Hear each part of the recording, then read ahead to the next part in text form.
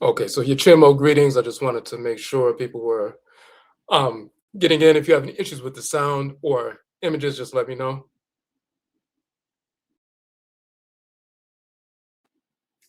Okay.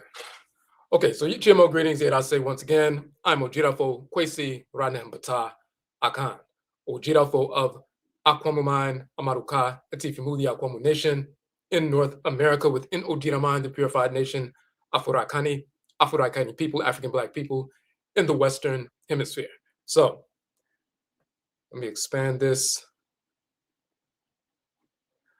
So, what we want to talk about tonight, we're talking about Kankye, our Conjure Film Festival, which is coming up this fall, discounted tickets and so forth. But we want to get into this notion of Kankye, which is conjure, as Afuraitkaitnut, meaning African cosmology, specifically African, quote unquote, African American cosmology, the expressions of ancestral religion we preserved in our blood circles in North America: Hoodoo, which is Akan, and Juju, which is Yoruba, Voodoo, which is Eve, Wanga, which is Ovambo, and Ngengang or Gangang, which is Fang, uh, Gullah, which is Gola, Kisi, which is Geechee, and the various traditions, Gris Gris and so forth. These various traditions that we preserved as Afuraitkaitnut people, African Black people, forced into the Western Hemisphere. We preserved our ancestral traditions, ancestral religious expressions, and they all share a fundamental foundational cosmology, which is rooted in Kankye, which in English that's corrupted into conjure, but we call it Kankye. And we have the etymological origins and cosmological origins of the term. We laid that out in a document. We're going to go into that, but also the ritual expression of that. So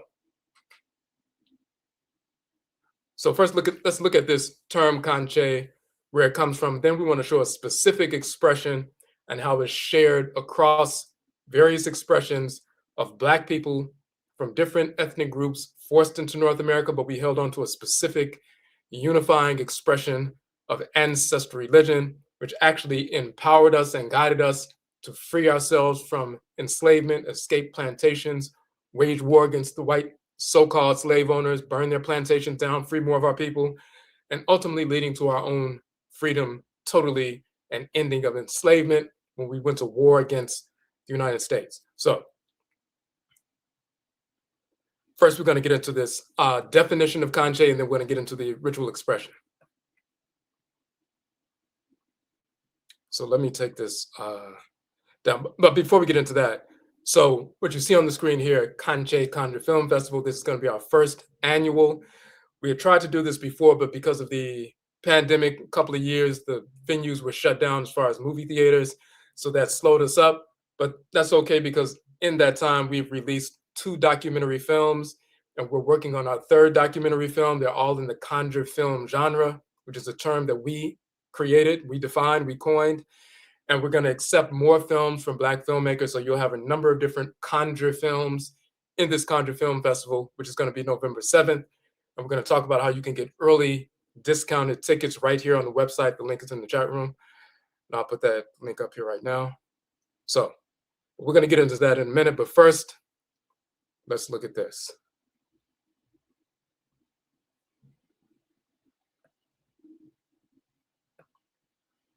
Okay.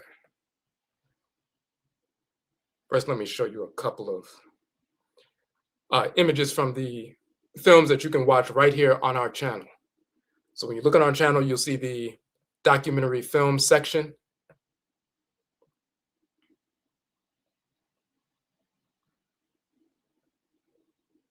This is the most recent film that we released, Hoodoo, Akan, Ancestral Religion in North America.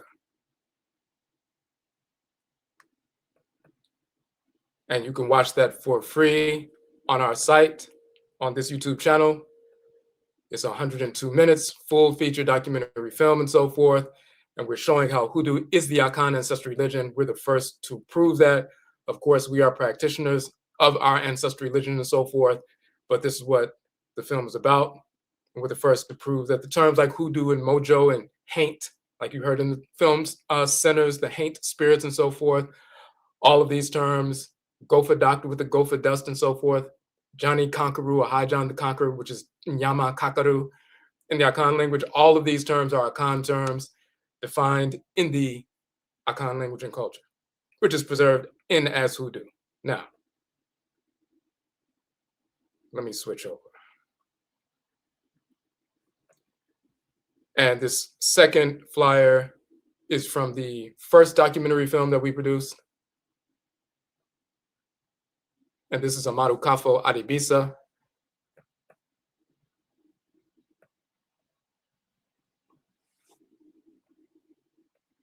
And that is Amaruka is, we show how that ancient term Amaruka was corrupted into America by the whites and their offspring. But originally that term is Amaruka, the land Ka of Amaru, the plumed or feathered serpent, in that ancient cosmology. So when we say Amarukafo, that means American. Adebisa means divination. So we're talking about Afuraitkaitnut people, African Black people in America, quote unquote, African American ancestral divination. So in the film, we won an award for the best original documentary at the Kwanzaa Film Festival in New York. We also screened our film in the Pembroke Tapparelli Arts and Film Festival in California. We sat on a panel dealing with that. But different traditions. Mama Mawusi from the Juju tradition, which is Yoruba tradition in North America. And let me expand this for you.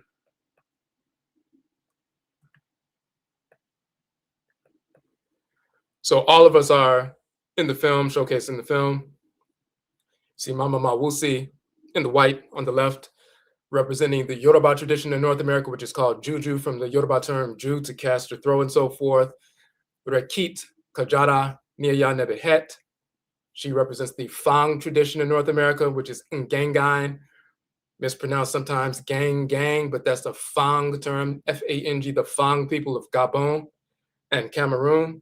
They brought the Ngengang tradition to North America. You have Sechat Tut Ankh Wajet, the Ovambo tradition in North America, which is part of the Gullah constellation, the Wanga tradition. So when you hear about throwing the Wanga and so forth, and Wanga dolls and things like that, that comes from the Ovambo people from Namibia and Angola, which became part of the Gullah constellation along the Gullah Geechee corridor, going from North Carolina to South Carolina to all the way down to Virginia, and, Georgia and Florida and so forth. But in that entire constellation, the Ovambo people were part of that as well. Voodoo Queen Galinda Laveau out of New Orleans, dealing with the Voodoo tradition, which is Ewe, ancestral religion in North America, and of course myself, dealing with Hoodoo, which is Akan, ancestral religion in North America. So we show the different forms of divination, spiritual consultation, spiritual readings that were preserved in North America, whether it's palm leaf divination, water divination, the laying of hands and so forth, different forms of divination that we preserve in North America that we still practice today. We talk about the different forms. Mama Mawusi is out of Cincinnati. Rakik Gajara Niyaya Nibethed is out of Georgia. Sechat is out of Florida. Galinda Laveau is out of New Orleans, and myself, I'm out of Chicago and so forth. So different parts of the country, different traditions, and we talk about all of them. Now,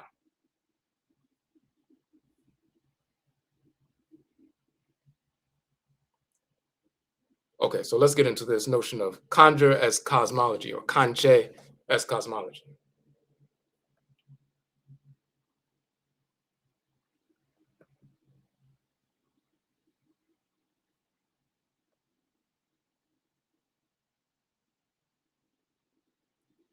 And in fact, hold on one second.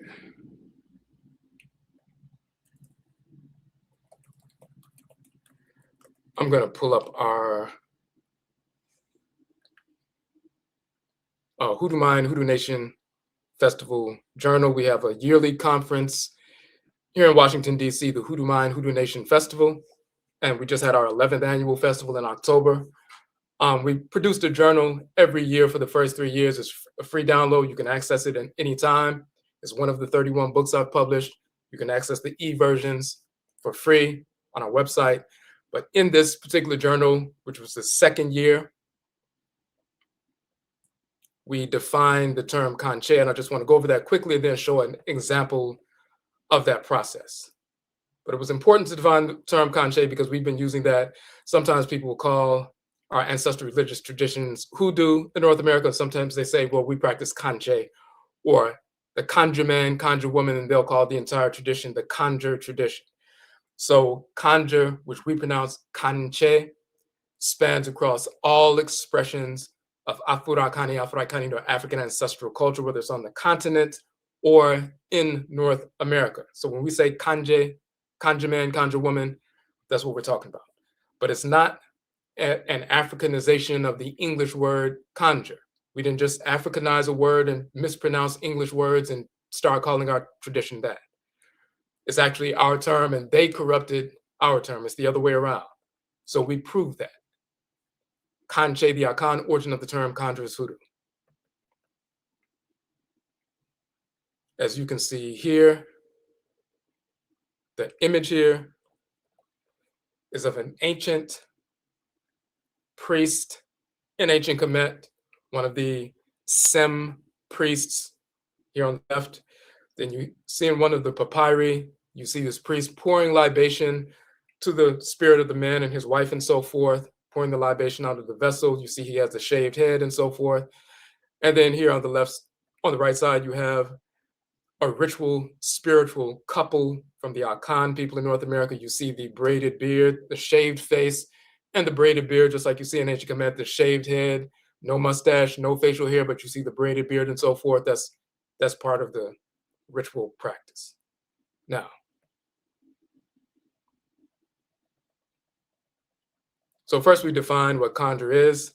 In the Akan dictionary, you see the word kankye, to pray, rehearse, speak a prayer, to invoke or call upon the deity. Kankye means to utter incantations, sound vibrations, to make the spirits come forward. So when you see Kankye, it's a contraction of two words, kan and ache. So let's look at those two words. That's why Kankye means prayer, invocation. Kankye means to pray. So that's the verb form is to pray. Kankye, ritual invocation. Kankye is the noun version, a prayer and invocation. In the Akan language, ka means to emit a sound, to utter, speak, say, or tell. This is from the Akan dictionary. Now, it's important for us to prove this when we're talking about, anytime we put forward information, we prove it specifically, linguistically, cosmologically, and so forth. If the Akan people say ka means to emit a sound, to speak, utter, say, or tell. When we say that we come from ancient Khanid and Kemet, Nubian Egypt, then you should be able to look in a Medut hieroglyphic dictionary and find the same word with the same meaning. So when we look for that, of course, that's what we have. In the hieroglyphic dictionary, you see ka, also written kai, to think out, to devise, to speak, to repeat, to say, to cry out, call out, tell out. So to speak, say, tell, emit a sound, ka or kai, and then ka with the nasal, ka, to emit a sound, to speak, utter, say, or tell. Same word, same meaning, spanning thousands of years and thousands of miles, unbroken, all the way into North America because we still use the term. So that's the first term.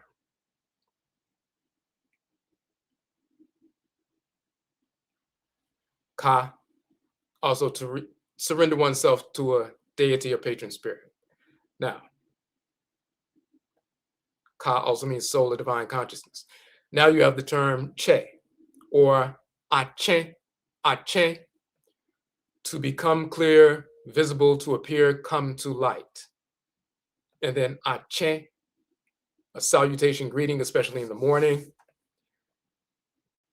And then you see it says, this is only used in connection with ade, adeche, the day breaks, to prosper and so forth, but to bring forth, to come forth, come into the light, all of that. That's when the sun rises and it becomes visible, comes into the light, all these different things.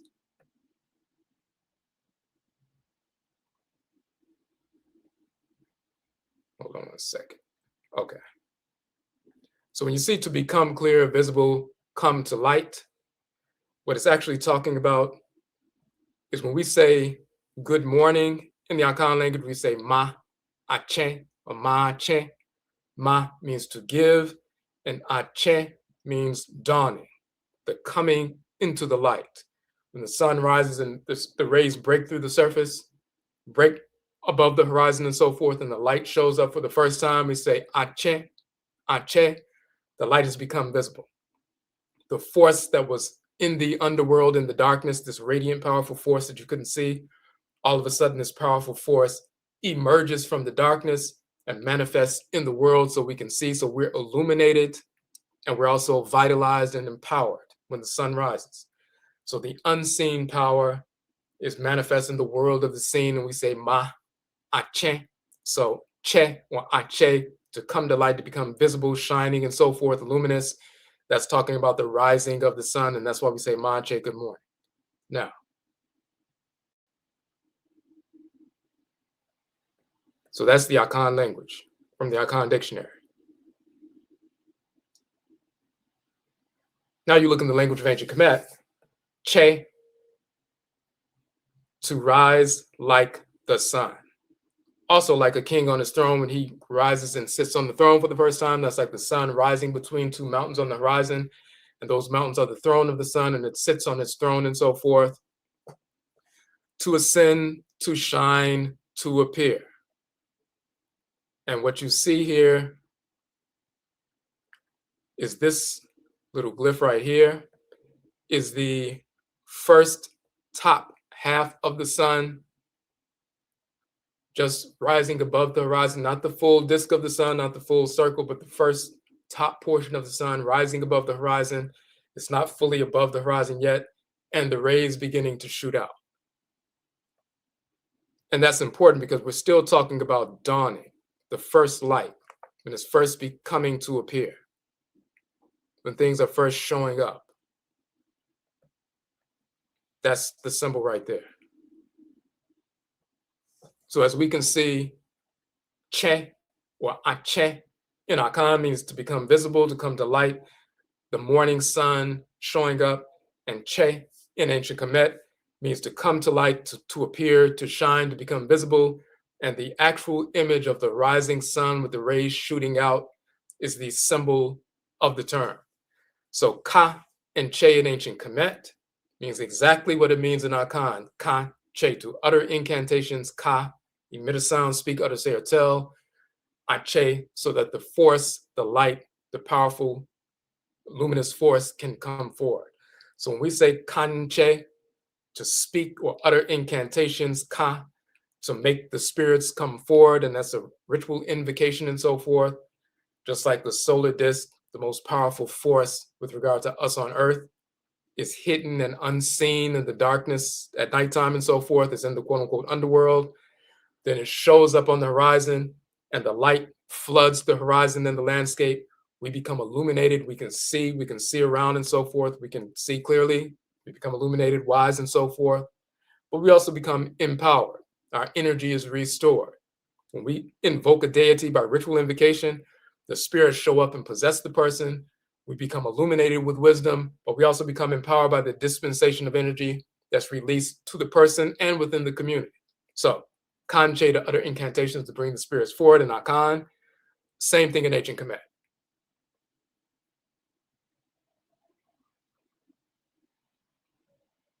Now, to demonstrate that, and so first and foremost, when we look at when you look at that objectively and intelligently, that means that these are terms we've been using for thousands of years. Of course, that's not you know, stealing a European term, conjure, and mispronouncing it.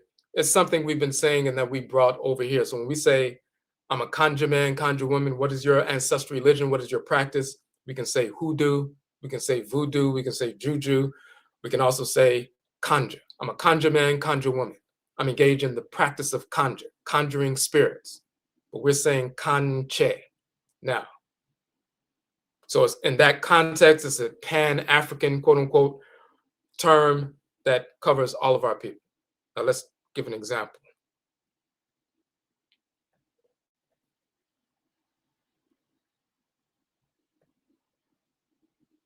Let me make sure you can see this. All right. So here's an example. We wrote this article a while back. It's included in one of our Hoodoo journals and so forth. And we're talking about the Hoodoo doll baby. Now, you hear about voodoo dolls, which they have those. They're Bachiao in the Ewe language, Bachiao. You also have Wanga dolls. You have Juju dolls. In Akan, we say Ndu Akwaba, which is a hoodoo. It's translated in English as hoodoo doll baby. Instead of saying hoodoo doll, we say doll baby, and there's a reason for that. Because we're translating the Akan language now. But this is a manifestation of Conjure. Continuity of Akan culture in North America. So we have different expressions of these ritual figures here. So some people are familiar with the Akuaba doll, quote unquote, fertility doll, as you see here on the left. You may have seen that on artistic sites and things like that. Let's look at the definition. Akua, a human figure made of clay. Also of wood as well. It is customary before the funeral ceremony to make figures or statues of the deceased, either of clay or wood, which are placed under a shed outside of the town and honored daily by meat offerings. So you have a shrine, the doll becomes a shrine in miniature, so to speak. There's a funerary function for the Akuaba and also a fertility function for the Akuaba. So when someone transitions, just like you put pictures up when someone transitions, people put a picture of their deceased great-grandmother and so forth when she transitions and so forth. What we would do is make sculptures. And then we invoke the ancestral spirit, and their spirit takes up a residence in that sculpture and communicates directly with the people. So sometimes we have, drawings or paintings as well, as you would see in ancient Kemet. But in West Afuraitkaitnut, West Africa, we would typically have sculptures for the deceased. But also there's a fertility function, which is the dominant function for the Akuaba doll. Now, so Akua is the doll itself. Ba means offspring or child. So ba means offspring. So if someone says me ba, that means me means my, and ba means child. So me ba means my child. Now,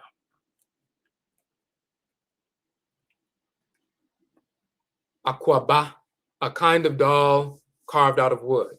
Ba means offspring. Ba in English, that's baby, and so forth. So Akua ba literally means doll, Akua ba, child or baby. So the Akua ba is the doll baby. So when we say we have a hoodoo doll baby, that's what we're talking about.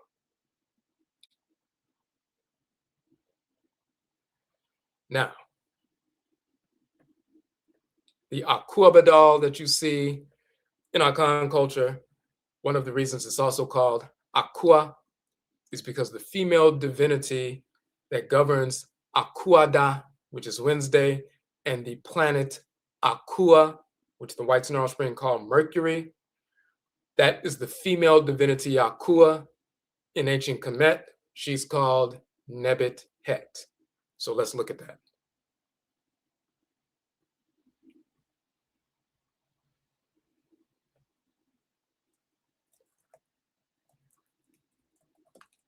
And we're going to give you our chart.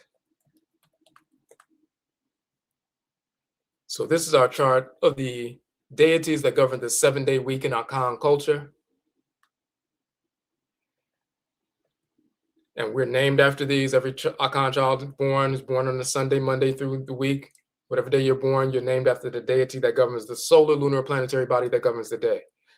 You'll see that Wednesday is governed by Akua on the feminine side and Awuku on the masculine side. You see the Akuaba doll here. In ancient Kemet, that is Nebet Het and Set, husband and wife. In Yoruba, that is Eshu and Agberu, who's the wife of Eshu. In Vodun, that is Legba, which is Set, which is Eshu, which is Kwekwanansi or Wuku. And Koni Koni, the wife of Legba, and so forth. and they also govern the nervous and renal systems. So, but let's go back to, switch back over to that. And I want to show you specifically that divinity. The goddess Nebethet, who we call Akua in Akan, in one of our books, one of the 31 books I published, is Ankh, the origin of the term yoga, and Karakasa, the origin and nature of the chakra. So the term Ankh or Yonk comes directly, or is the origin of the term Yonka or Yonk or Yoke and so forth.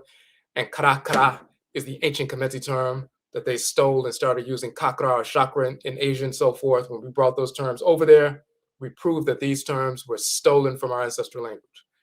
The whole book proves that. So, but in the beginning of the book, we show the Akua Badal and the Ankh is the same ritual talisman.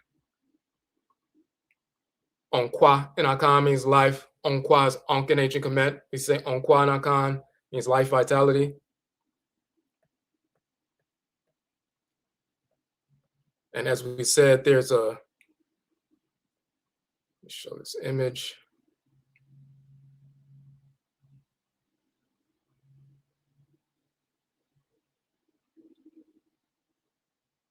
Let's scroll down real quick.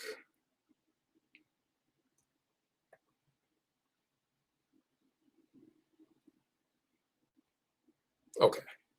So when we said there's a funerary function, this is a funerary function for the Akua Badal. We just read about a funerary function when they make the ankhs out of clay or wood and put them for the deceased and so forth and give them ritual offerings and all of that. The same ritual practice in ancient Kemet, using ankhs to ankh the deceased, the spirit of the deceased, to enliven or regenerate the spirit of the individual. We use an ankh for that. In Akan culture, we use an akua for the same process, place a shrine, put offerings and so forth, and evoke the ancestral spirit through that process. There's a funerary function, but then there's also a fertility function. Let's look at the fertility function.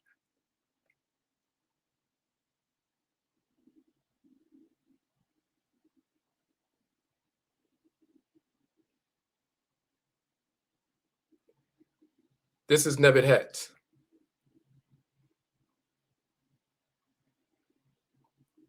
And you see she has the vessel on her head. She's the only divinity that wears the vessel on her head in ancient Kemet. And we call her Akua. She operates through the planet Akua, which is misnomer Mercury by the whites and their offspring. She is the one who uses her vessel to carry the ritual offerings from us to the ancestral spirits, the Nsamanfo and the Abosom, the deities, just like her husband Awuku carries the ritual prayers from us to the ancestral spirits and the deities. He's the communicator and the trickster and so forth. She carries the ritual offerings in her vessel. Same thing in Yoruba. She's called Agberu, the load bearer. She's the wife of Eshu, the trickster, Alegba, and so forth. He carries the messages, the prayers, back and forth. She carries the ritual offerings in her little basket.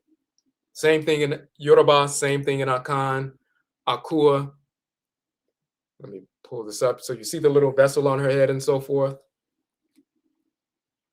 That's for the ritual offerings that she carries.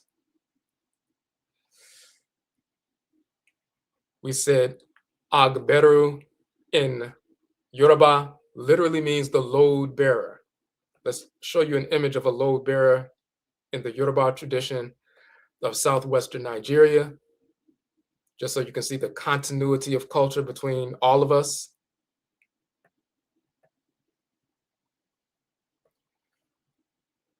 These are Yoruba women in ritual. They are operating in the form of Nebethet, who they call Agberu, meaning the load bearer. They have the vessel on their head and they're bearing the load and so forth. So they're operating in the same fashion as the wife of Eshu, carrying the ritual offerings, just like he carries the messages. So in Yoruba, Agberu, her name literally means load bearer. Nebethet means the mistress of the house, but that Nebet is literally means vessel and so forth. So the name of the goddess is also the word for vessel in ancient Kemet. The name of the goddess, the Orisha, Agberu, is also the word for vessel, the load bearer, and so forth. And then you find Akua. And just so you can see that,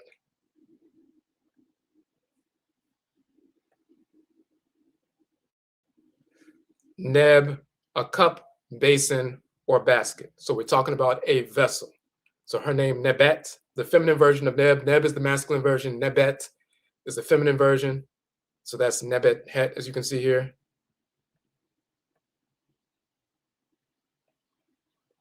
So the name of the divinity also defines her function as the one of the vessel. Agberu, the load bearer, it defines her function as the one with the vessel on the head. Then we have Akua and Akan. Any female child born on a Wednesday, Akua Da, is born on the day, the Da of the goddess Akua, and therefore that child is called Akua. Just like if a male is born on Sunday, like myself, which is Awusi Da, then I'm called Kwesi or Kwa Asi, a servant of the divinity Asi, and so forth. A woman is born on Sunday, she's called Akosua or Akosua or Esi, and so forth. Every day of the week, depending on the day that you're born, that indicates what deity you were assigned to pre-incarnation. When you come into the world, your soul name or Kradane reflects that divinity that governs your spiritual head. So Akua is the divinity, but one of her praise names in Akan is Kukua, as you can see right here. Kukua, spelled different ways. What does Kukua mean?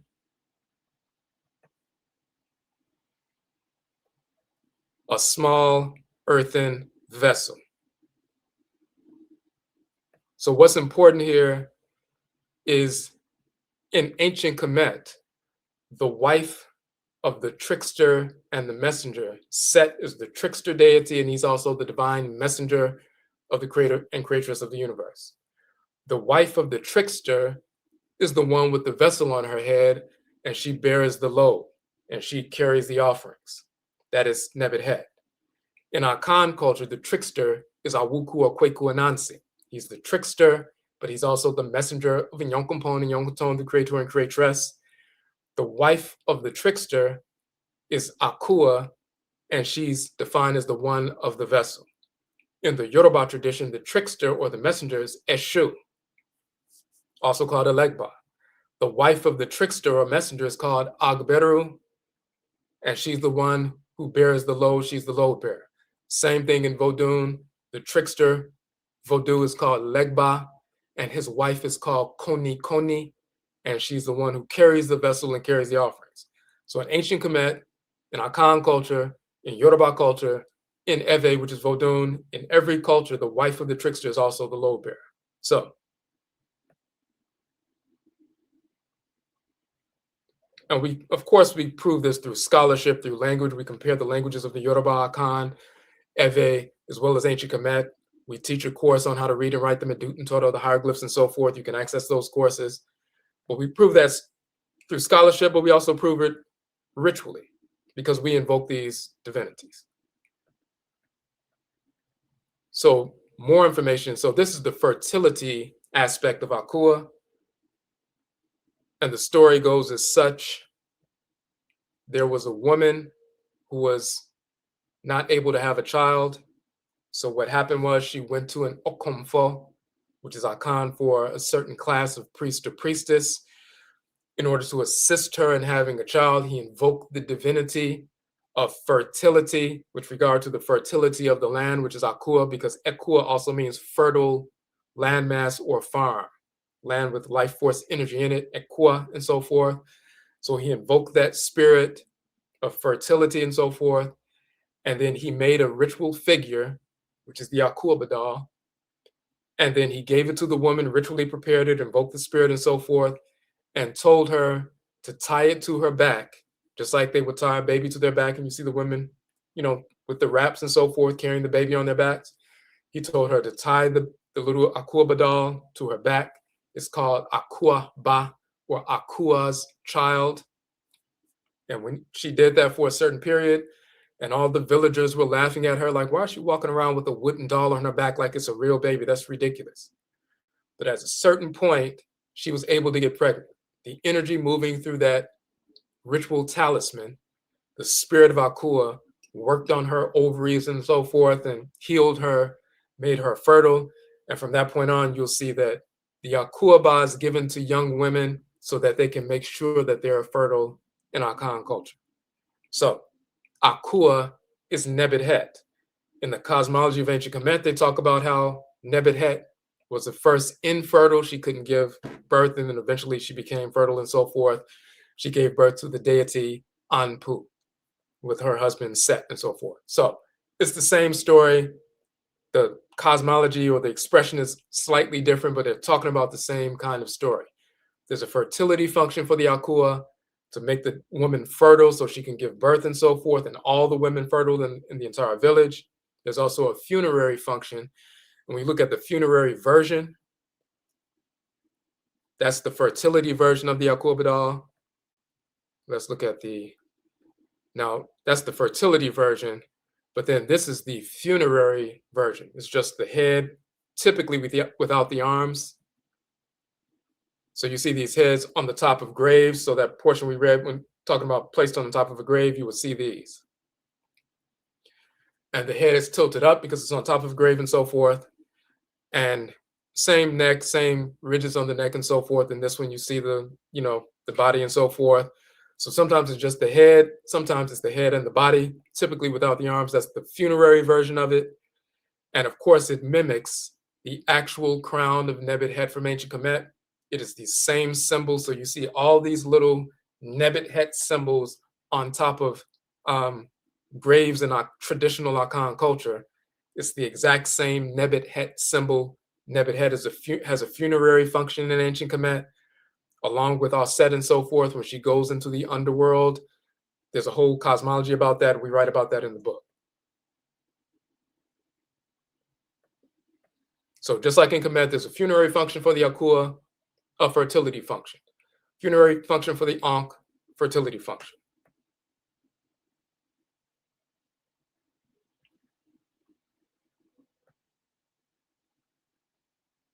And so that book, Ankh, the origin of the term yoga, Karakasa, origin of the term chakra, is part of our 600-page book. This is our book right here.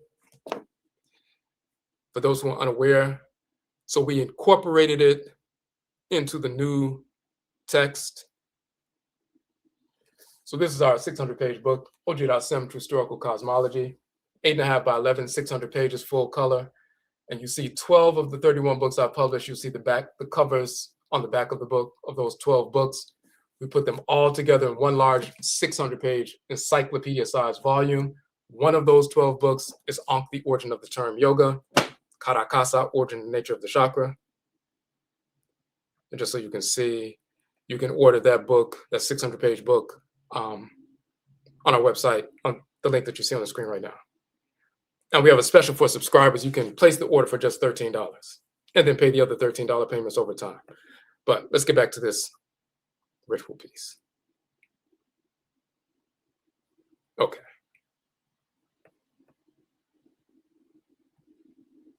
So now that we know, where does this whole hoodoo doll baby come from? There are Juju dolls, voodoo dolls, Wanga dolls, Juju dolls, and so forth. But in Akan, we say hoodoo doll baby. And it may sound like not an important distinction, but we say when we were translating Akua ba means child or baby. Akua is the doll, so Akua ba, we're speaking English, we have to say, if we want to say Akua ba in English, we have to say doll baby. So when you hear someone say, I have a voodoo doll, that comes from Bachiao in Ewe. That's the original term, Bachiao. In Ewe, they still use, and then in North America, they say voodoo doll. Akua ba is used in Akan. Hoodoo doll baby is used as an English interpretation of Akua ba. So it's very precise with regard to the language. So in this image, we have an Akua ba from Akan culture, another Akua ba from Akan culture. Sometimes they have arms and legs and hands, and sometimes it's the stylistic version with just the straight body and so forth, with no hands and no feet and so forth. You have different versions. The one here was found in Virginia in the 1700s. And this one was found, the little broken in the middle was found on Jekyll Island in Georgia, 19th century. And the one all the way to the right was one that was composed by a friend of mine who practices the Hoodoo tradition. And this is a, a traditional Hoodoo doll baby, as you can see. These are the same. When you look at traditional Hoodoo dolls, they are Akuaba dolls.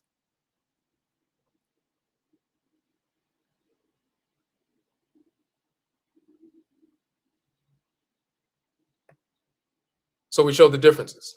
You see the Ankh.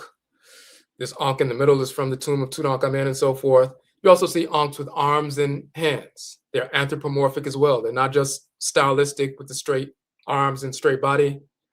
They're both. And so we show these different variations. One of the reasons we show this variation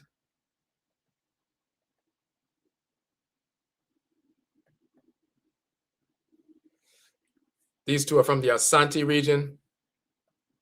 On the left, the two on the left, the one in the middle is from the Fanti Akan people. And you see the arms and legs, hands and feet and so forth, which is similar to the two that have been found in America. One in Virginia in the so-called 1700s, right here, next to last, and one in Georgia, and it was broken, but, both. The reason why this one is important, let me click on that right quick. This one is important to us in particular, because we found this, and the way it happened was Mayan Samafo directed me one day to, because we have, we purchased our Akuaba dolls, fertility dolls from, Ghanaian vendors. You go to a store that's a quote unquote African marketplace and they have wooden sculptures and you can get these, you can get these Akuaba dolls. And they're pretty popular. There's certain things that are pretty popular from Akan culture, like Akuaba dolls, kente cloth, the guaz so-called stools with the curved top, the crescent top, and so forth. Certain things are popular. Adinkra symbols. The Mayan Samafo said you need to get an Akuaba doll from America. So I started trying to find an Akuaba doll in America. I went online and I saw this one. And this is one of the stylized versions with the full, almost full hands, legs and feet and so forth. And this one was being found, it was being sold. It was over $500 and it was being sold through an auction house. They didn't know what it was. They said an African-American slave doll. It was over $500. It was found on a plantation in Virginia in the 1700s, and they were auctioning it off. And to them, it's just an African-American slave doll, and, that's all it was. Of course, us practicing tradition and knowing this is a ritual talisman, we know this is an Akuaba doll, and when you look at all of the attributes and so forth, even the way the hair, quote unquote, cut or shaved is, that's the traditional shaved head by, women, as well as men who go, but in this context, women who go through training in our Akan culture to become Okomfo. We get our heads shaved and so forth, male and female. Also for Abosomfo, there are certain characteristics, the ridged neck and so forth. This is one of our Akan Akuaba dolls, carved by one of our Akan ancestresses in North America in the so-called 1700s. We found it on the auction site. One of our eldresses sent the money, the 500 plus, so we can access that. And now we have this 300 plus old ritual talisman of one of our ancestresses in our possession within Akwamu Mine and Amaruka from the Akwamu Nation in North America, and as part of our shrine. And when people come out to our Hoodoo Mine, Hoodoo Nation Festival, you will see her because we bring her out and put her on the shrine.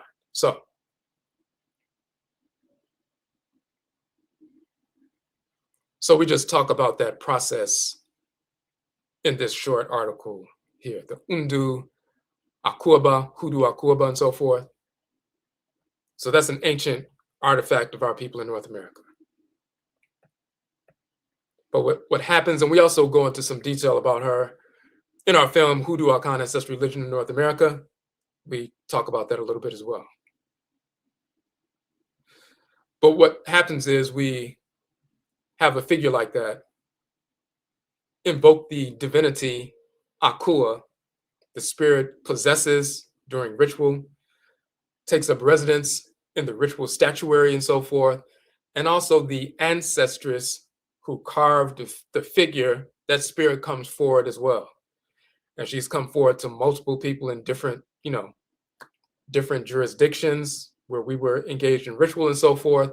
So she made herself manifest, but that's part of the Kankye or Conjure tradition. Our direct blood ancestresses and ancestors of our spirit genetic blood circles, we're connected with them. Of course, us, when you see a Black person in North America, we're born in North America, raised and so forth, and if people are brainwashed, they're told we can never know what our true story is. What actually happens is when you are captured in the so-called 1700s or 1800s, enslaved in North America, placed on a ship, forced over here, forced on a plantation, forced to breed and so forth and have children and all of that. And you may die in the fight of liberation, waging war against the whites and their offspring, and you transition and you become an ancestor and ancestress. And your children are growing up in America and you're guiding them from the ancestral realm. They grow up and have children, which are your grandchildren, and they teach them how to pour libation and communicate with you, their great, grandfather or grandmother as an ancestral spirit, and you guide your grandchildren and your great-grandchildren and your great-great-grandchildren and your great-great-great-grandchildren and so forth. And then at some point, your great-great-great-great-great-great granddaughter grows up and she gets married and she's ready to have a family. She copulates with her husband. The energy is generated. And then you're drawn as an ancestor or an ancestress back into the womb for the first time in a couple of hundred years. And then 40 weeks later, you're born into the world. So you're that exact same ancestor or ancestress who was taken from the continent.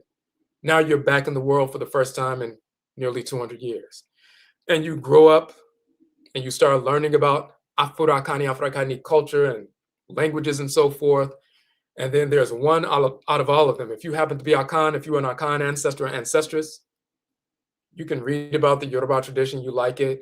You can read about Voodoo, the Ewe tradition. You can read about the Igbo tradition. You can read about come in contact with people, and you like all of it.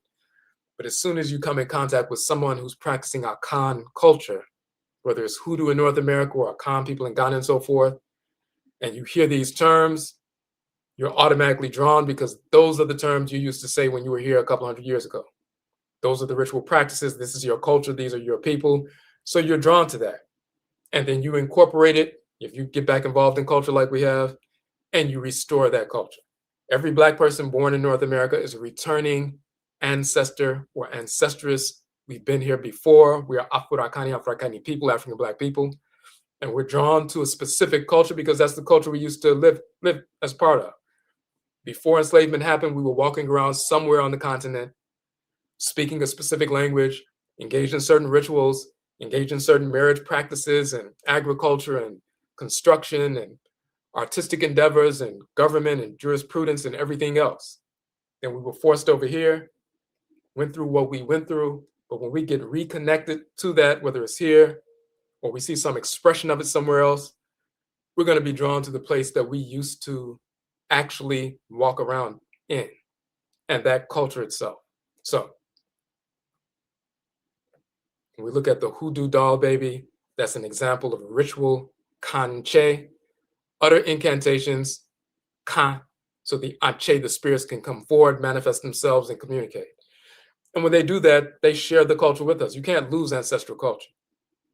Spirit possession secures the fact and solidifies the fact that there's no such thing as losing the culture. If the same ancestor or ancestress from 400 years ago can possess and communicate, possess someone and show them how to pick a plant and prepare the herb for medicine, or show a ritual dance, or speak a ritual phrase, and you remember that and speak it yourself, or you engage in that same ritual dance that they're showing you when they're possessing the person, then every ritual act that we've ever done can be replicated when spirit possession takes place. You cannot lose ancestral religion if you're communicating authentically with your actual spirit-genetic ancestresses and ancestors through spirit possession and spirit communication.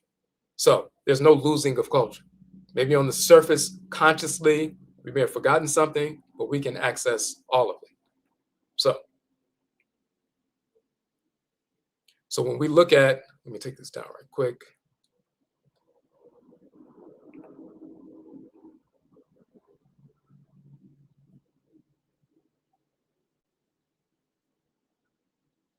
That's what the first film and the second film were about. The first film dealing with the specific forms of divination that we preserved in our blood circles in North America. And we, as we said, we won a film festival award in New York for best original documentary for this film. You can watch the film for free right here on our channel. So that's one of them. And then, of course, our second film, Hoodoo, Akan ancestral religion in North America. Let me pull that up.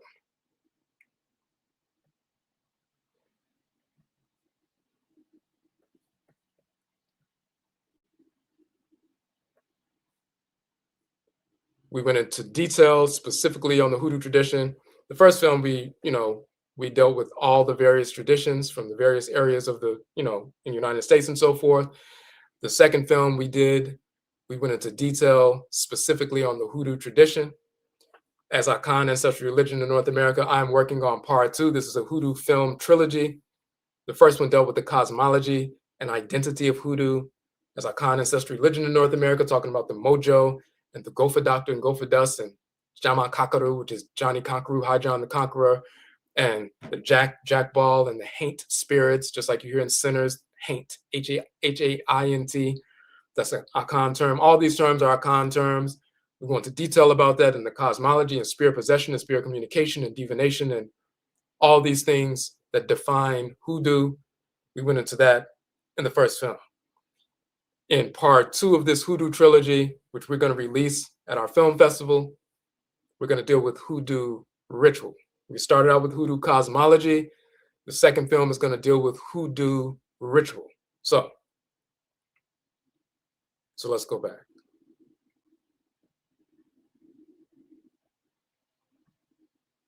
Okay. It always takes a minute for these images to pop up.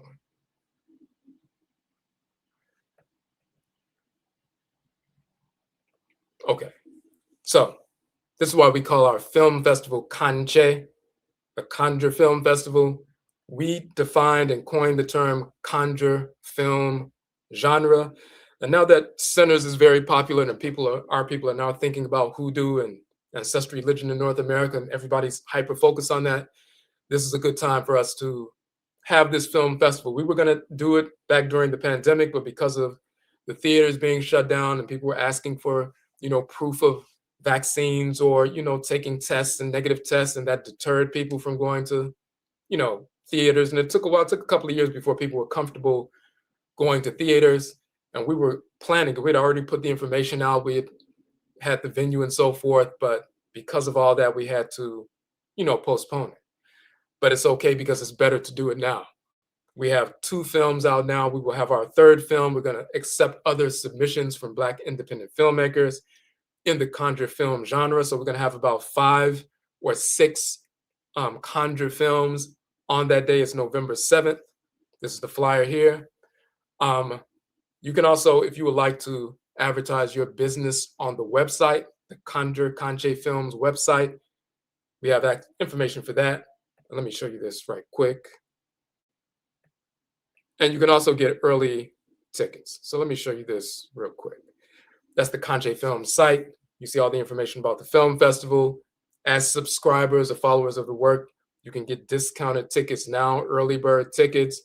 You can also watch our 2 films. We're going to be screening these films and having a question and answer session for those who haven't seen it, as well as bringing in information from behind the scenes that you wouldn't know, to give you some detailed information and gems from the film that you may not have realized when you were watching these 2 films, plus the new films that are going to be screened. But you can watch these 2 films now on our website, on our YouTube channel right now. You can also access our books and courses.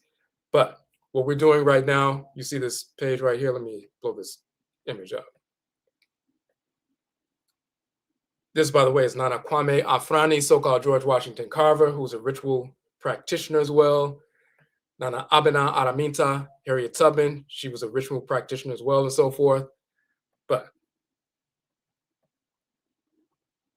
you see we have Kankye Film Festival, the tickets and so forth, the regular price for subscribers is, the regular price is going to be $40 when the, as it, goes forward. But if you're a subscriber, you follow us, if you make a contribution to our crowdfund effort, any contribution of $15 or more gives you a ticket to the film festival.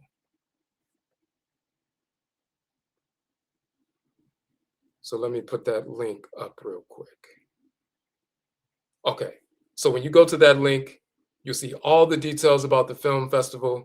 And let me give you I just want you to see the page real quick.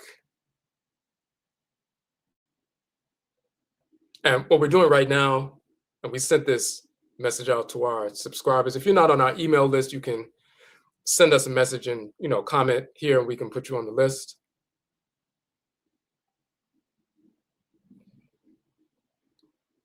Hold on 1 second. Let me pull this up.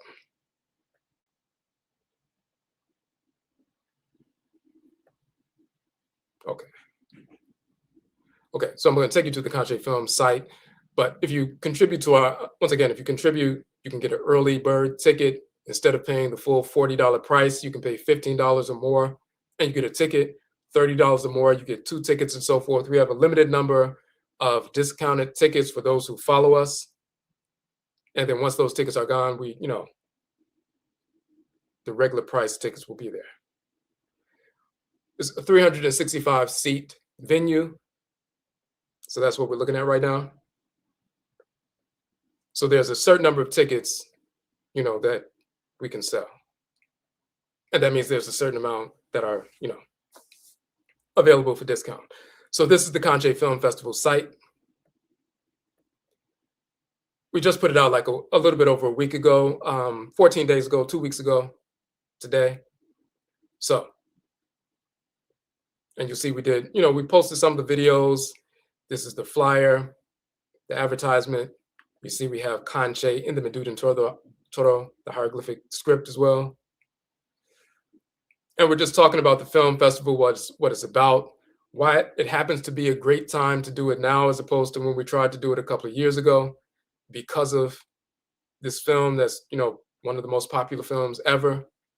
And for the first time in, for a very long time, our people are interested in ancestral religion. We've been hosting Hoodoo Mind, Hoodoo Nation festivals since for the past, in October, this made our 11th year. We're the only authentic Hoodoo festival in the country. We've been doing it for 11, years and so forth, but now people are interested in the Hoodoo tradition. We've published articles and, journals on Hoodoo, as well as our 31 books. Many of them are mentioning the Hoodoo tradition and so forth in connection with Akan culture. So now that people are interested, they see a film, now they want more information, they can come, to our festival, they can download our books for free, they can get this information. Now, so when you go to the site, you'll see that. Let me take you to the Kankye Films site, our regular website.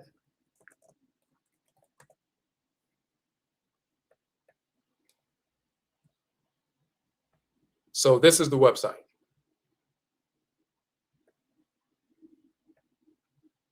And that's the website, on the screen right there, that's the link. And we're going to have, of course, we're going to screen our films. We're going to add the flyers for the other films that we're going to be screening as, people submit their films. We're going to go through them. We'll let you know what the films are going to be. You'll see the whole schedule and so forth. It's going to be 5 or 6 films that we screen, including these 2 plus the new one that I'm going to release, part 2 of the Hoodoo film trilogy, but then other films as well. We'll have a discussion in the context of, the information you find in centers and how it relates to the Conjure tradition and so forth. We have a couple of videos that we did, of course. Kankye, the Conjure Film Festival, what it's about. The term conjure, define, which we just talked about, but people who are unaware of this, we put it, we wrote it out on the site.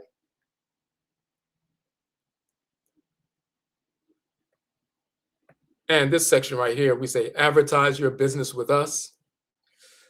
You can place an ad either for the full column or a half column.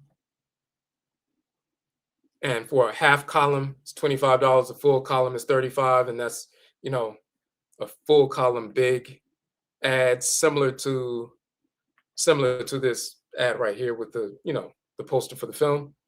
So if you want a large ad or a smaller ad, you can place it, and it will be on the front page. It'll be on this empty space right here that you see on the right.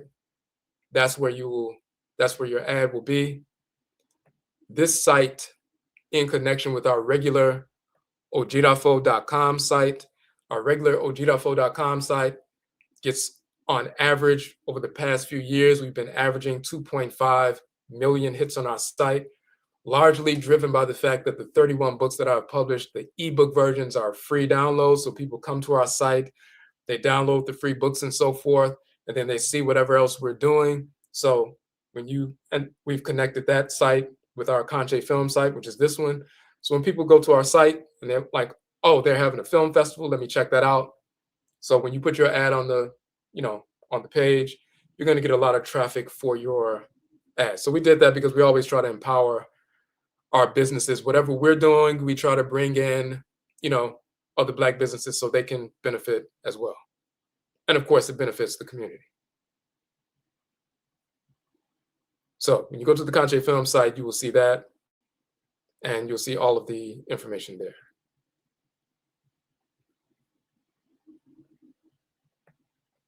Now let me go back to the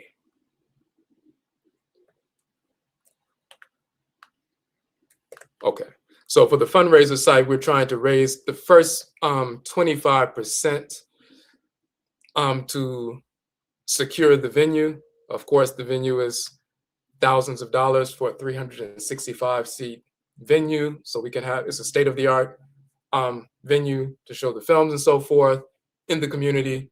So we're raising funds to do that. We have to raise the first 25% of that, which is $1,300, as soon as possible. So when you make a contribution, again, any contribution of $15 or more, you get a ticket to the festival.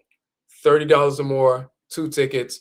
So that way, some people just contribute because they want to contribute, but also if you like something in return for the contribution you make, you get a ticket or more, one or more, to the film festival at a discounted rate. Once those certain set of discounted tickets are, taken, then the other 300 plus will be at the regular rate of $40. So Yerase too, as you can see right here, we just put it out, as we said, a couple of weeks ago. So it's been, we've had some contributors. We got up to 370. We can definitely get to the 25% we need, which is $1,300, so we can put the down payment on the theater, so we can secure the space. And once we do that, then over the next few months, we can raise the rest of the funds and cover it. The festival is in November. That gives people a chance. 2 things. It gives the filmmakers a chance to create films, whether they're short films or full-length documentaries in the Conjure film genre, which is different than just regular films. We're talking about specifically the ancestral religious practices of Black people in North America. There are films that, if someone's from Nigeria and they practice the Yoruba tradition and they have a film about that, or someone's from Ghana, they practice the Akan tradition, or someone is from Haiti and they talk about Haitian Vodun, or if they're from Cuba and they talk about the Lukumi tradition, they're from Brazil and they talk about Candomblé. There are outlets for all of that, which is fine. But our film festival is specifically, exclusively for the ancestral religious traditions that our people preserve in the United States. So if someone has a film about the Orisha tradition from Brazil, we're not going to accept that in our film festival because we're focused on building up and people learning about what did we preserve here. We've been told that we didn't preserve anything. In Voodoo, they talk about what the Haitians preserved Voodoo, but they think that Voodoo in Louisiana came from the Haitians migrating to Louisiana and bringing Voodoo, and that's not true. Voodoo was in Louisiana over 100 years before the Haitian Revolution, when the Aja and Ewe people were taken from what is now the, Dahomean Empire, which is Benin and so forth. It was the Aja Empire. They were taken there from there in the so-called 1700s, forced into Louisiana, other places, and brought Voodoo with them, a matriarchal version of Voodoo and so forth. So that's been here for hundreds of years, over 100 years before the Haitian Revolution. So Haitians didn't bring Voodoo to North America. Our people who are Ewe, they preserve that. Just like, Jamaicans didn't bring the Akan tradition from Jamaica into North America. Black people who are Akan and forced from the regions of the Akan empires brought to North America, we preserved Akan ancestral religion as Hoodoo in North America. So we need to showcase what we have done in North America specifically. So this is what our Conjure Film Festival is about.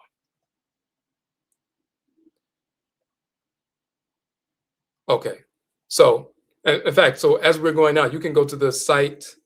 Let me put this link back up. You can go to the fundraiser site now. We appreciate that. We appreciate those who contributed. Somebody contributed something today as well. So Yedase, we thank that person for that contribution. But as soon as we get to the 1,300 portion, we can put the down payment on the venue. We just got that contract back from the venue yesterday, the contract proposal. The date is, open. All we have to do is put the 25% down. We secure the date in the venue, and then we'll have time to, over the next couple of months, to pay the rest off, and we'll be straight. So the first order of business is to secure it. So this is what we're doing. So if you can make a contribution now, we'll set aside tickets for you, and we appreciate that.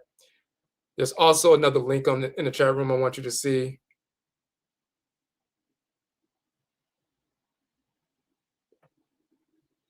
And this is that link right there.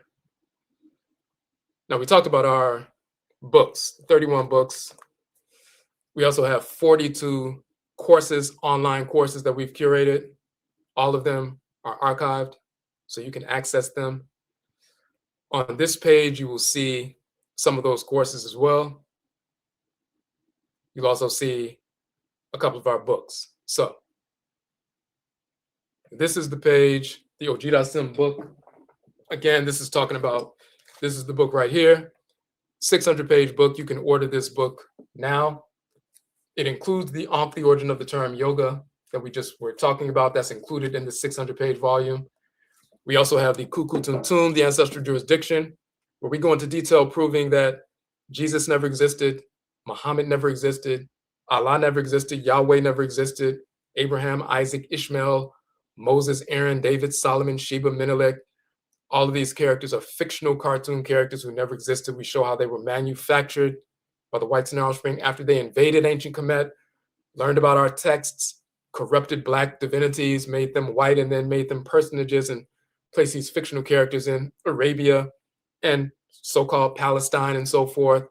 We go into detail to expose the fraud of these pseudo-religions and pseudo-writings. So, but there are many, that's just one of the books in this 12-book anthology, 600-page book.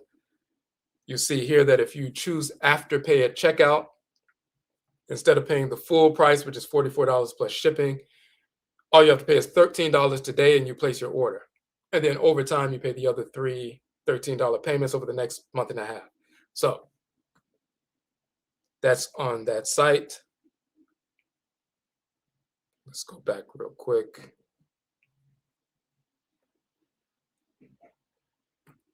This is what we're doing every Awusida, every Sunday. We started a few weeks ago, all the way through March 22nd, the Pert Im Peru, examination of our ancient texts. This is every Awusida Sunday at 11 a.m. online, 11 a.m. Eastern. We're examining the Book of Coming Forth by Day, the Pert Im Heru, misnomer the Egyptian Book of the Dead, but it's the Pert Im Heru, Book of Coming Forth by Day. And we're going through the text in detail and going in detail about the cosmology of the text. What we have is people memorize and study the fraudulent texts of the Bible and the Quran and memorize these verses and so forth, not realizing that these quote unquote scriptures are fragments taken from our ancient texts, corrupted the fragments, and then represented to us as real. So, for example, the entire Moses story, going up on the mountain to see the God in the form of divine light, becoming the scribe of the deity, bringing the laws down and leading the people to the promised land. They stole that entire story from the Book of the Heavenly Cow, which is found on the walls of the tomb of Seti, as well as Tutankhamen. When we visited Kemet, we got the text itself, primary source. When Tahuti, the deity of divine wisdom, goes up on the mountain to connect with Ra, he takes the form of divine light. He makes Tahuti his divine scribe and lawgiver, sends him back down as the leader of the people. He gives him the assistant, the baboon called Anan.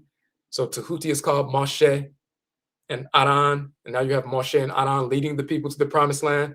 They stole the entire story from the Book of the Heavenly Cow. Same thing with the Jesus story, fictional cartoon character. There was no black Jesus, no white Jesus. Same thing with Muhammad, fictional character. There was no black Muhammad or white one. That's Muhammad. The waters Mu of Hapmet, the northern Nile. So Muhammad is the spiritual force that animates the waters Mu of Hapmet, the northern Nile. There's no character named Muhammad, didn't exist, didn't lead the people in a war, didn't bring Islam and all that other nonsense. It's a corruption of the male deity of the northern Nile, Muhammad. We go into the entire cosmology and so forth. So when you, in our book, so when you study our ancient texts, first of all, you see the fraud of Christianity, Islam, Judaism, the whole Hebrew myth. There were no black Hebrews, there were no white Hebrews. That entire story of the Hebrew group is 100% fraudulent, stolen once again from corruptions of our ancient texts, and we go into detail about that. So we need to learn our own texts just like people learn the fraudulent ones, because they talk about philosophy, they talk about biology, they talk about holistic health, they talk about interfacing with one another socially in harmony with divine order, they talk about ritual practice.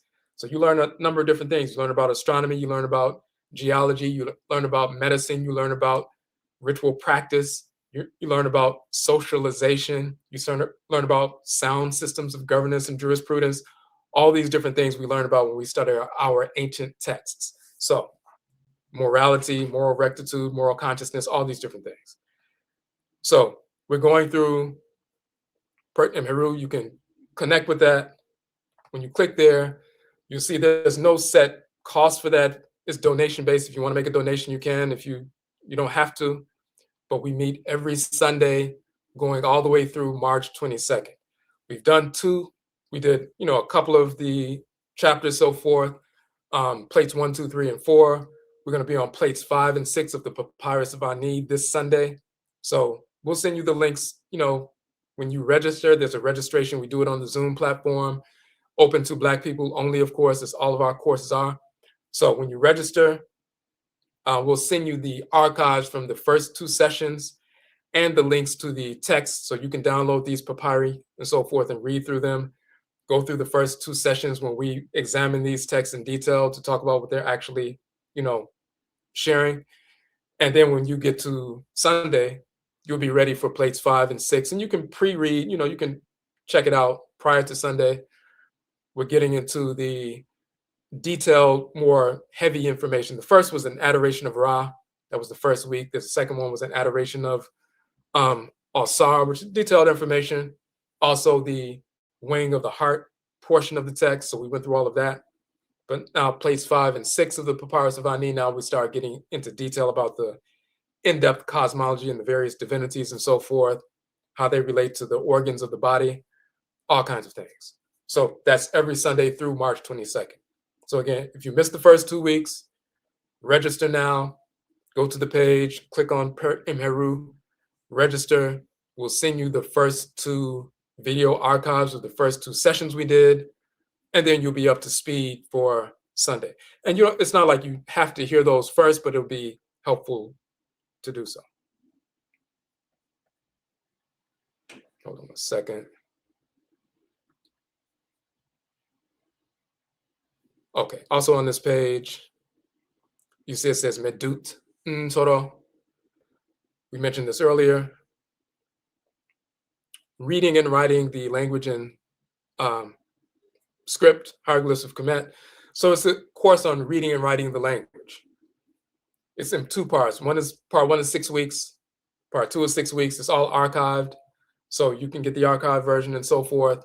We did this a while back, but we archived it. We go through a 271-page book on reading and writing the language and so forth, and we go into detail about that. So you can learn how to read and write the language itself, and we can bring more information because we can look at the languages, the living languages of Afuraka, Afuraitkaitnut, Africa, and compare with the language of ancient Kemet and show us the same language. Just like we did with Kankye earlier, we can do that with all of the terms in the language of Kemet. So we have a better understanding than Egyptologists because we're still practicing this religion, and the languages, the words and the languages of Western, Central, and South Afuraka, Afuraitkaitnut, Africa still exists that you find in ancient Kemet with the same meanings, the same deities, with the same names and the same ritual colors as it did back then. We still invoke them today. So we have a better insight when we're teaching language. And plus, we saw people teaching classes on how to read and write the language for hundreds of dollars. Our class is only $15, and if you buy both of them, part 1 and part 2, you can get them both for $20 as a bundle. And you can choose Afterpay at checkout, and you only have to pay $5 up front, and then the other 3 $5 payments over the next couple of months. So we always try to make our stuff affordable.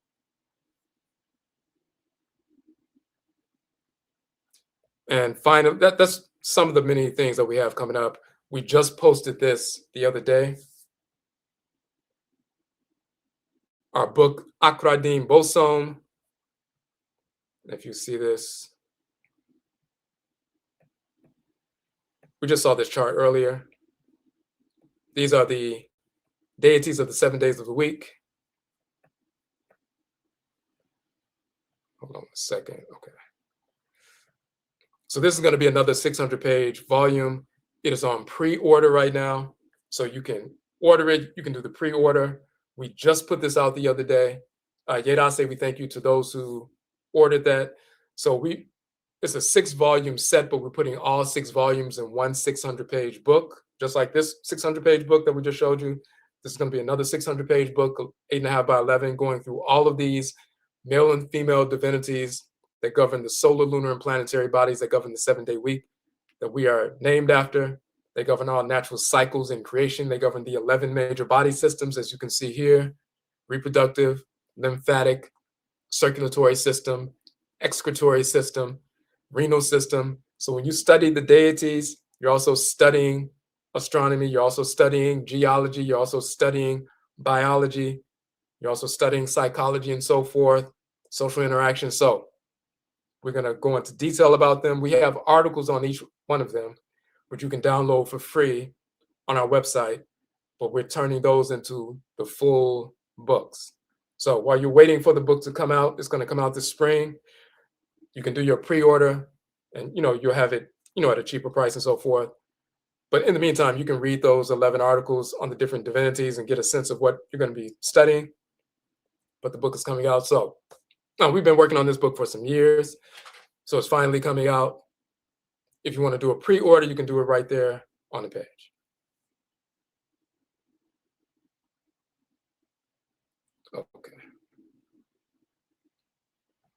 Okay, so that's what I wanted to share tonight. I want to make sure if you have any questions or comments in the chat room, just let me know.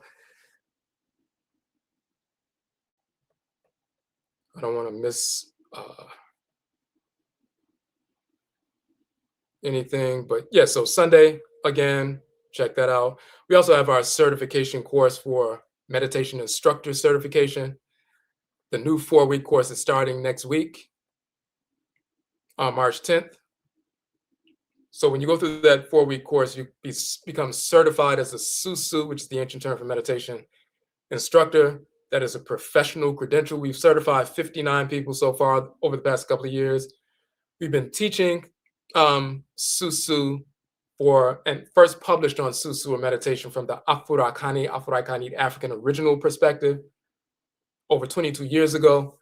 But we started certifying people to be instructors like 2 years ago. So you can take that professional credential, you can go to places of business, you can go to schools, after school programs, cultural organizations, human services organizations, and so forth. They pay people $100, $200 to come and conduct a session with their employees, like a 20-minute session, to enhance work productivity, decrease stress, decrease anxiety in schools, to enhance learning performance and focus and discipline. So, and even if you go to human services organizations, when they have group therapy, they'll bring somebody in like on a Friday and they'll say, hey, this person is going to take you through a 15-minute meditation session, lower anxiety, become more disciplined, weight loss, all kinds of things that are beneficial when you engage in susu and meditation. So you become an instructor where you can conduct sessions on an introductory fashion. You have that credential. When you have that certification, that satisfies funding sources. So when a corporation normally will write a check for $200 or $300 to bring someone out at their, they're having workshops for their employees, and they break the ice by having someone conduct a meditation session so everybody can get on the same accord. They have to write a check, but they have to satisfy the funding source. Is this a legitimate individual? When they see you have a certification, a professional credential, then you can get that check cut and you can do the work. If you don't have any credential, you're just somebody who says, hey, I teach meditation. Some organizations will do that, but many of them won't. They have funds set aside to, pay people to come out and do these things, but they need to see that's your credential, whether you have a degree in psychology or you went somewhere else, or if you have a credential from an actual certification institution, which ours is. So that's starting the Susu course, 4-week course, starting March 10th. So, but there are a number of different, I can't go through all of the different courses and books we have here, but you'll see the different ones on the page. So you'll see that. But for right now, what we're really trying to get done is to secure the venue. As we said, we just got the proposal. So if you can make a contribution today for the Conjure Film Festival, we appreciate that. If you can attend, so you get the ticket, $15 or more, you get a ticket, one or more tickets. If you can attend, good. But if you're somewhere where you can't attend, if you're overseas or you're somewhere where you can't come in November, and instead of getting the ticket, you'd rather use that $15 or more contribution for one of our books, just let us know in the comments section. So if you say, hey, I'm making a contribution, I'm not going to be able to come to DC and attend the festival, but can I instead receive one of your books or one of your courses instead of the ticket? Just let us know in the comment section and we can definitely do that. You can choose which one of the books you want, or one of the courses that you see, like maybe the learning how to read and write the hieroglyphs and so forth. If you'd rather do that because you can't physically in person attend the festival, we can make that exchange as well. But that is the piece right there. Okay.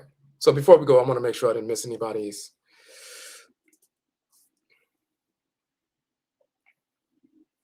Okay. Say, greetings, happy to catch you alive. It's my first. Okay, Medase, we appreciate it.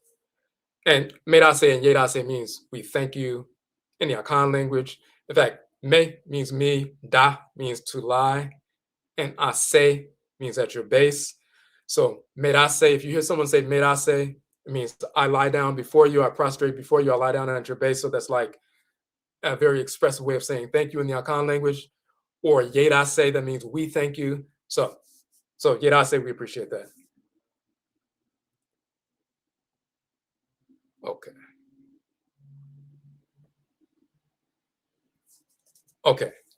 Okay, Hitzak, we appreciate that as well. Yedase. Just want to make sure we didn't have any questions. Okay, so I don't see any questions. All right.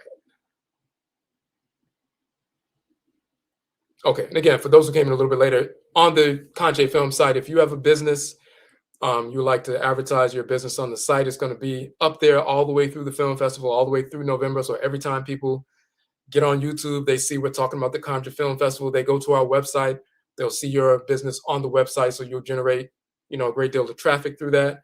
You'll be on the front page of our site. And for those who came in a little bit later, let me show you the page once again. This is the actual Kankye Films website. So this is where people will go.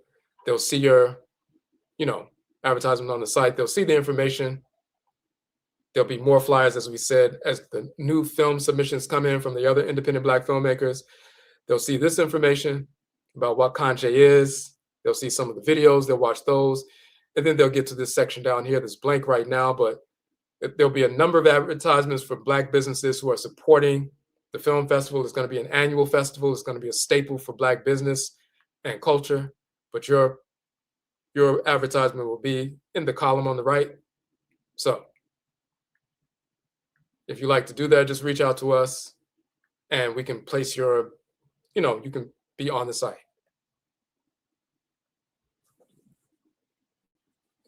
Okay. Okay, so Yedase, we thank all of you for tuning in once again. And Yedase, Yebeshia Bia, we will meet again. That's it.